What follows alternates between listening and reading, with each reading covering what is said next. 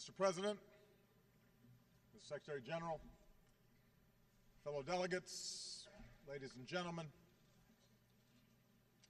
we come together at a crossroad between war and peace, between disorder and integration, between fear and hope. Around the globe, there are signposts of progress. The shadow of world war that existed at the founding of this institution has been lifted, and the prospect of war between major powers reduced. The ranks of member states has more than tripled, and more people live under governments they elected. Hundreds of millions of human beings have been freed from the prison of poverty, with the proportion of those living in extreme poverty cut in half. And the world economy continues to strengthen after the worst financial crisis of our lives. Today, whether you live in downtown Manhattan or in my grandmother's village more than 200 miles from Nairobi, you can hold in your hand more information than the world's greatest libraries. Together, we've learned how to cure disease and harness the power of the wind and the sun. The very existence of this institution is a unique achievement. The people of the world committing to resolve their differences peacefully and to solve their problems together. I often tell young people in the United States that despite the headlines, this is the best time in human history to be born. For you are more likely than ever before to be literate, to be healthy, to be free to pursue your dreams. And yet there is a pervasive unease in our world. A sense that the very forces that have brought us together have created new dangers and made it difficult for any single nation to insulate itself from global forces. As we gather here, an outbreak of Ebola overwhelms public health systems in West Africa and threatens to move rapidly across borders. Russian aggression in Europe recalls the days when large nations trampled small ones in pursuit of territorial ambition. The brutality of terrorists in Syria and Iraq forces us to look into the heart of darkness. Each of these problems demands urgent attention, but they also are symptoms of a broader problem: the failure of our international system to keep pace with an interconnected world. We, collectively, have not invested adequately in the public health capacity of developing countries. Too often we have failed to enforce international norms when it's inconvenient to do so. And we have not confronted forcefully enough the intolerance, sectarianism, and hopelessness that feeds violent extremism in too many parts of the globe. Fellow delegates, we come together as United Nations with a choice to make. We can renew the international system that has enabled so much progress, or we can allow ourselves to be pulled back by an undertow of instability. We can reaffirm our collective responsibility to confront global problems, or be swamped by more and more outbreaks of instability. And for America, the choice is clear. We choose hope over fear. We see the future not as something out of our control, but as something we can shape for the better through concerted and collective effort. We reject fatalism or cynicism when it comes to human affairs. We choose to work for the world as it should be, as our children deserve it to be. There's much that must be done to meet the test of this moment. But today I'd like to focus on two defining questions at the root of so many of our challenges. Whether the nations here today will be able to renew the purpose of the UN's founding, and whether we will come together to reject the cancer of violent extremism. First, all of us, big nations and small, must meet our responsibility to observe and enforce international norms. We are here because others realize that we gain more from cooperation than conquest. 100 years ago, a world war claimed the lives of many millions, proving that with the terrible power of modern weaponry, the cause of empire ultimately leads to the graveyard. It would take another world war to roll back the forces of fascism, the notions of racial supremacy, and form this United Nations to ensure that no nation can subjugate its neighbors and claim their territory. Recently, Russia's actions in Ukraine challenge this post-war order. Here are the facts. After the people of Ukraine mobilized popular protests and calls for reform, their corrupt president fled. Against the will of the government in Kiev, Crimea was annexed. Russia poured arms into eastern Ukraine, fueling violent separatists, and a conflict that has killed thousands. When a civilian airliner was shot down from areas that these proxies controlled, they refused to allow access to the crash for days.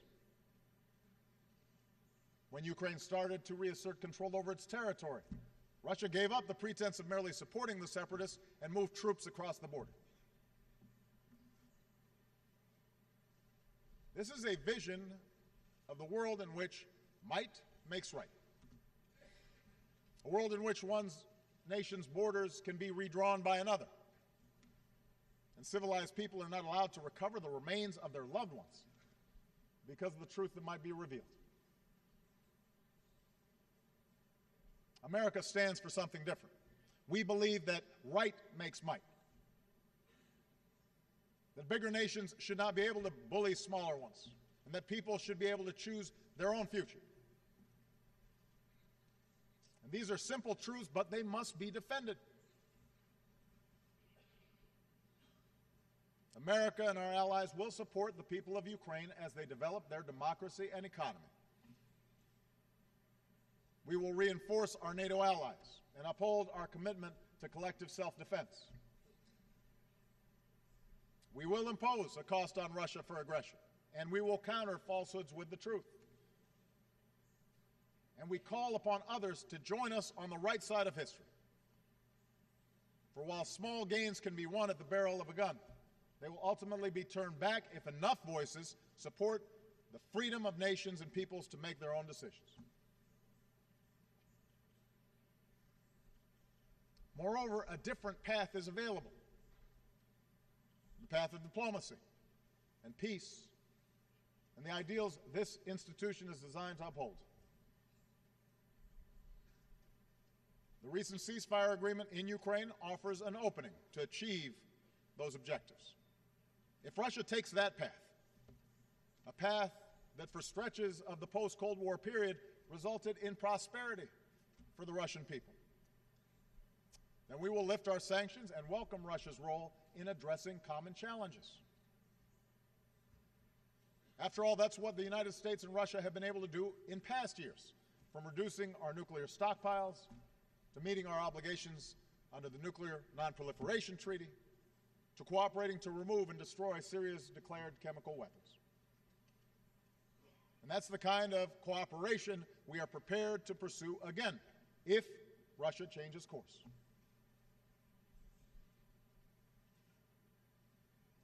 This speaks to a central question of our global age, whether we will solve our problems together in a spirit of mutual interest and mutual respect, or whether we descend into the destructive rivalries of the past. When nations find common ground, not simply based on power, but on principle, then we can make enormous progress. And I stand before you today committed to investing American strength, to working with all nations to address the problems we face in the 21st century. As we speak, America is deploying our doctors and scientists, supported by our military, to help contain the outbreak of Ebola and pursue new treatments. But we need a broader effort to stop a disease that could kill hundreds of thousands, inflict horrific suffering, destabilize economies, and move rapidly across borders. It's easy to see this as a distant problem until it is not. And that is why we will continue to mobilize other countries to join us in making concrete commitments, significant commitments to fight this outbreak and enhance our system of global health security for the long term. America is pursuing a diplomatic resolution to the Iranian nuclear issue as part of our commitment to stop the spread of nuclear weapons and pursue the peace and security of a world without them. Now, this can only take place if Iran seizes this historic opportunity. My message to Iran's leaders and people has been simple and consistent. Do not let this opportunity pass. We can reach a solution that meets your energy needs while assuring the world that your program is peaceful. America is and will continue to be a Pacific power, promoting peace, stability, and the free flow of commerce among nations. But we will insist that all nations abide by the rules of the road and resolve their territorial disputes peacefully, consistent with international law. That's how the Asia-Pacific has grown. And that's the only way to protect this progress going forward. America is committed to a development agenda that eradicates extreme poverty by 2030. We will do our part to help people feed themselves, power their economies, and care for their sick. And if the world acts together, we can make sure that all of our children enjoy lives of opportunity and dignity. America is pursuing ambitious reductions in our carbon emissions, and we've increased our investments in clean energy. We will do our part and help developing nations do theirs. But the science tells us we can only succeed in combating climate change if we are joined in this effort by every other nation, by every major power. That's how we can protect this planet for our children and our grandchildren. In other words, on issue after issue, we cannot rely on a rule book written for a different century. If we lift our eyes beyond our borders, if we think globally, and if we act cooperatively, we can shape the course of this century as our predecessors shaped the post-World War II age. But as we look to the future, one issue risks a cycle of conflict that could derail so much progress, and that is the cancer of violent extremism that has ravaged so many parts of the Muslim world. Of course, terrorism is not new. Speaking before this assembly, President Kennedy put it well. Terror is not a new weapon, he said. Throughout history, it has been used by those who could not prevail either by persuasion or example. In the 20th century, terror was used by all manner of groups who failed to come to power through public support. But in this century, we have faced a more lethal and ideological brand of terrorists who have perverted one of the world's great religions. With access to technology that allows small groups to do great harm, they have embraced a nightmarish vision that would divide the world into adherents and infidels, killing as many innocent civilians as possible, employing the most brutal methods to intimidate people within their communities. I have made it clear that America will not base our entire foreign policy on reacting to terrorism. Instead, we've waged a focused campaign against al-Qaeda and its associated forces, taking out their leaders, denying them the safe havens they rely on. At the same time, we have reaffirmed again and again that the United States is not and never will be at war with Islam. Islam teaches peace. Muslims the world over aspire to live with dignity and a sense of justice. And when it comes to America and Islam, there is no us and them, there is only us, because millions of Muslim Americans are part of the fabric of our country. So we reject any suggestion of a clash of civilizations. Belief in permanent religious war is the misguided refuge of extremists who cannot build or create anything, and therefore peddle only fanaticism and hate.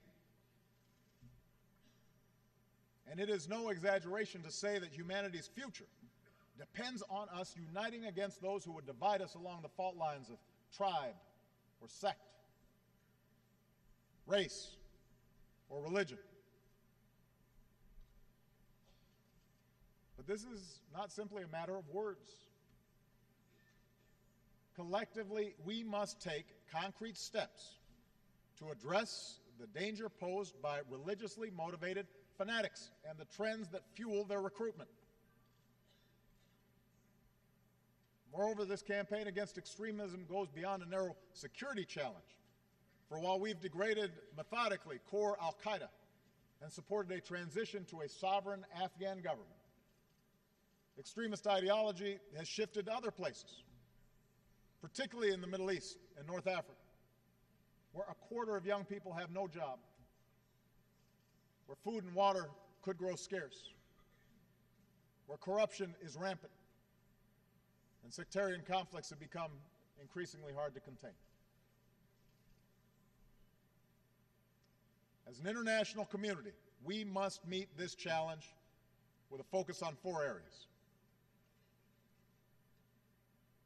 First, the terrorist group known as ISIL must be degraded and ultimately destroyed. This group has terrorized all who they come across in Iraq and Syria. Mothers, sisters, daughters have been subjected to rape as a weapon of war. Innocent children have been gunned down. Bodies have been dumped in mass graves. Religious minorities have been starved to death. And the most horrific crimes imaginable. Innocent human beings have been beheaded with videos of the atrocity distributed to shock the conscience of the world. No God condones this terror. No grievance justifies these actions. There can be no reasoning, no negotiation with this brand of evil. The only language understood by killers like this is the language of force. So the United States of America will work with a broad coalition to dismantle this network of death. In this effort, we do not act alone, nor do we intend to send U.S. troops to occupy foreign lands. Instead, we will support Iraqis and Syrians fighting to reclaim their communities. We will use our military might in a campaign of airstrikes to roll back ISIL. We will train and equip forces fighting against these terrorists on the ground.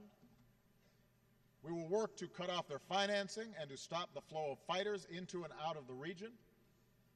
And already over 40 nations have offered to join this coalition. Today I ask the world to join in this effort. Those who have joined ISIL should leave the battlefield while they can. Those who continue to fight for a hateful cause will find they are increasingly alone. for we will not succumb to threats, and we will demonstrate that the future belongs to those who build, not those who destroy. So that's an immediate challenge, a first challenge that we must meet. The second, it is time for the world, especially Muslim communities, to explicitly, forcefully, and consistently reject the ideology of organizations like Al-Qaeda and ISIL. It is one of the tasks of all great religions to accommodate, devote faith with a modern, multicultural world. No children are born hating, and no children anywhere should be educated to hate other people. There should be no more tolerance of so-called clerics who call upon people to harm innocents because they're Jewish, or because they're Christian, or because they're Muslim. It is time for a new compact among civilized peoples of this world to eradicate war at its most fundamental source, and that is the corruption of young minds by violent ideology. That means cutting off the funding that fuels this hate. It's time to end the hypocrisy of those who accumulate wealth through the global economy and then siphon funds to those who teach children to tear it down. That means contesting the space that terrorists occupy, including the internet and social media. Their propaganda has coerced young people to travel abroad to fight their wars and turn students, young people full of potential, into suicide bombers. We must offer an alternative vision. It means bringing people of different faiths together. All religions have been attacked by extremists from within at some point, and all people of faith have a responsibility to lift up the value at the heart of all great religions. Do unto thy neighbor as you would have done unto yourself. The ideology of ISIL or Al-Qaeda or Boko Haram will wilt and die if it is consistently exposed and confronted and refuted in the light of day. Look at the new forum for promoting peace in Muslim societies. Sheikh bin Bayad described its purpose. We must declare war on war so the outcome will be peace upon peace. Look at the young British Muslims who responded to terrorist propaganda by starting the Not in My Name campaign, declaring ISIS is hiding behind a false Islam. Look at the Christian and Muslim leaders who came together in the Central African Republic to reject violence. Listen to the Imam who said, politics try to divide the religious in our country, but religion shouldn't be a cause of hate, war, or strife. Later today, the Security Council will adopt a resolution that underscores the responsibility of states to counter violent extremism. But resolutions must be followed by tangible commitments, so we're accountable when we fall short. Next year, we should all be prepared to announce the concrete steps that we have taken to counter extremist ideologies in our own countries. By getting intolerance out of schools, stopping radicalization before it spreads, and promoting institutions and programs that build new bridges of understanding.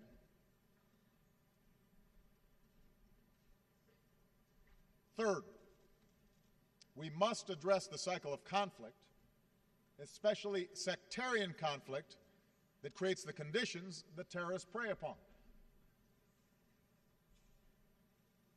There's nothing new about wars within religions. Christianity endured centuries of vicious sectarian conflict. Today, it is violence within Muslim communities that has become the source of so much human misery.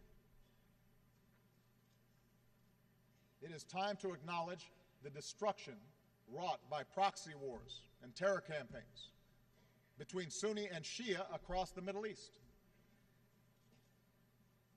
And it is time that political, civic, and religious leaders reject sectarian strife.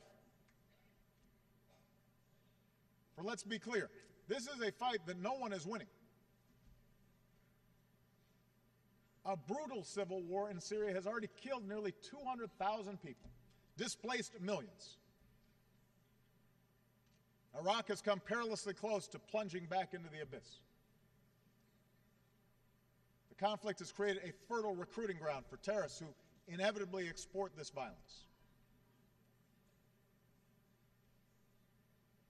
The good news is we also see signs that this tide could be reversed. We have a new inclusive government in Baghdad, a new Iraqi prime minister welcomed by his neighbors, Lebanese factions rejecting those who try to provoke war. And these steps must be followed by a broader truce. Nowhere is this more necessary than Syria. Together with our partners, America is training and equipping the Syrian opposition to be a counterweight to the terrorists of ISIL and the brutality of the Assad regime. But the only lasting solution to Syria's civil war is political. An inclusive political transition that responds to the legitimate aspirations of all Syrian citizens, regardless of ethnicity, regardless of creed. The cynics may argue that such an outcome can never come to pass, but there is no other way for this madness to end, whether 1 year from now or 10. And it points to the fact that it's time for a broader negotiation in the region in which major powers address their differences directly, honestly, and peacefully across the table from one another, rather than through gun-wielding proxies.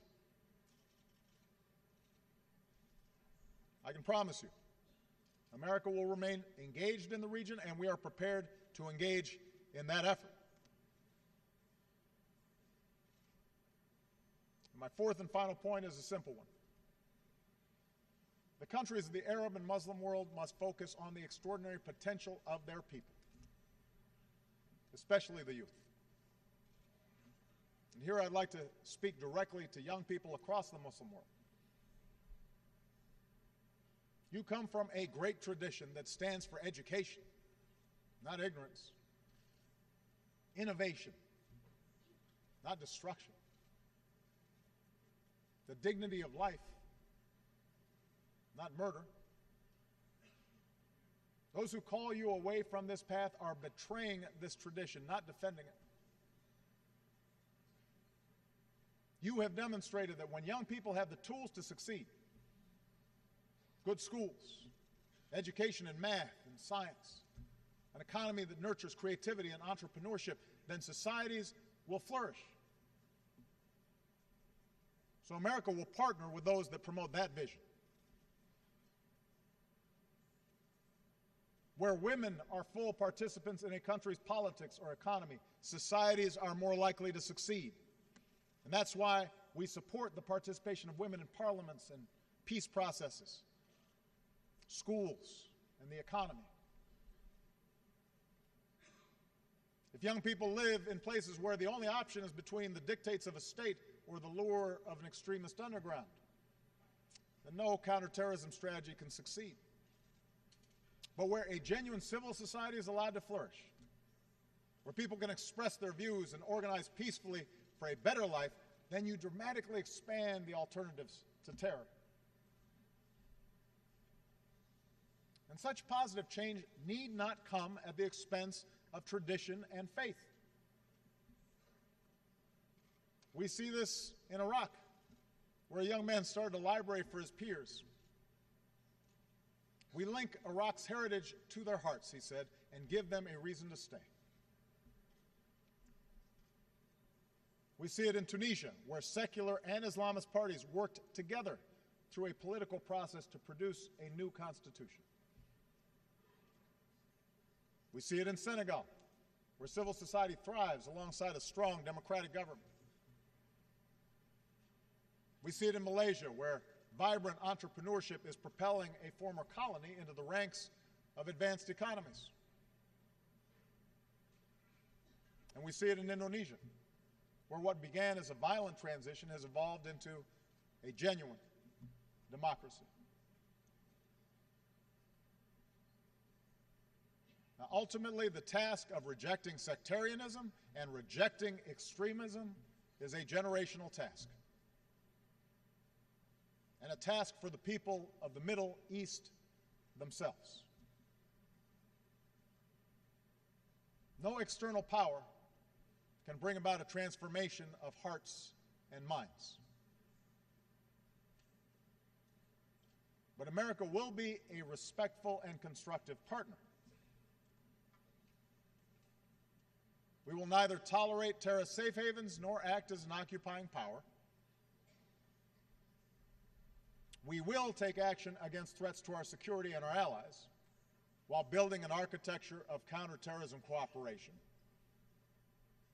We will increase efforts to lift up those who counter extremist ideologies and who seek to resolve sectarian conflict. And we will expand our programs to support entrepreneurship and civil society, education, and youth, because ultimately these investments are the best antidote to violence. We recognize as well that leadership will be necessary to address the conflict between Palestinians and Israelis. As bleak as the landscape appears, America will not give up on the pursuit of peace. Understand, the situation in Iraq and Syria and Libya should cure anybody of the illusion that the Arab-Israeli conflict is the main source of problems in the region. For far too long, that's been used as an excuse to distract people from problems at home. The violence engulfing the region today has made too many Israelis ready to abandon the hard work of peace. And that's something worthy of reflection within Israel. Because let's be clear, the status quo in the West Bank and Gaza is not sustainable. We cannot afford to turn away from this effort. Not when rockets are fired at innocent Israelis or the lives of so many Palestinian children are taken from us in Gaza. So long as I am president, we will stand up for the principle that Israelis, Palestinians, the region, and the world will be more just and more safe with two states living side by side in peace and security. So this is what America is prepared to do. Taking action against immediate threats while pursuing a world in which the need for such action is diminished. The United States will never shy away from defending our interests, but we will also not shy away from the promise of this institution and its universal Declaration of Human Rights. The notion that peace is not merely the absence of war, but the presence of a better life. I realize that America's critics will be quick to point out that at times we too have failed to live up to our ideals, that America has plenty of problems within its own borders. This is true. In a summer marked by instability in the Middle East and Eastern Europe, I know the world also took notice of the small American city of Ferguson, Missouri, where a young man was killed and a community was divided. So yes, we have our own racial and ethnic tensions. And like every country, we continually wrestle with how to reconcile the vast changes wrought by globalization and greater diversity with the traditions that we hold dear. But we welcome the scrutiny of the world, because what you see in America is a country that has steadily worked to address our problems, to make our union more perfect. to bridge the divides that existed at the founding of this nation. America is not the same as it was 100 years ago, or 50 years ago, or even a decade ago, because we fight for our ideals, and we are willing to criticize ourselves when we fall short, because we hold our leaders accountable and insist on a free press and independent judiciary, because we address our differences in the open space of democracy with respect for the rule of law, with a place for people of every race and every religion, and with an unyielding belief in the ability of individual men and women to change their communities and their circumstances and their countries for the better. After nearly 6 years as president, I believe that this promise can help light the world, because I have seen a longing for positive change, for peace and for freedom and for opportunity and for the end to bigotry in the eyes of young people who I've met around the globe. They remind me that no matter who you are or where you come from or what you look like or what God you pray to or who you love, there's something fundamental that we all share. Eleanor Roosevelt, a champion of the UN and America's role in it, once asked, "Where, after all, do universal human rights begin?" In small places, she said, close to home. So close and so small that they cannot be seen on any maps of the world, yet they are the world of the individual person, the neighborhood he lives in, the school or college he attends, the factory, farm, or office where he works. Around the world, young people are moving forward, hungry for a better world. Around the world, in small places, they are overcoming hatred and bigotry and sectarianism. And they're learning to respect each other despite differences. The people of the world now look to us here to be as decent and as dignified and as courageous as they are trying to be in their daily lives. And at this crossroads, I can promise you that the United States of America will not be distracted or deterred from what must be done. We are heirs to a proud legacy of freedom, and we're prepared to do what is necessary to secure that legacy for generations to come. I ask that you join us in this common mission for today's children and tomorrow's. Thank you very much.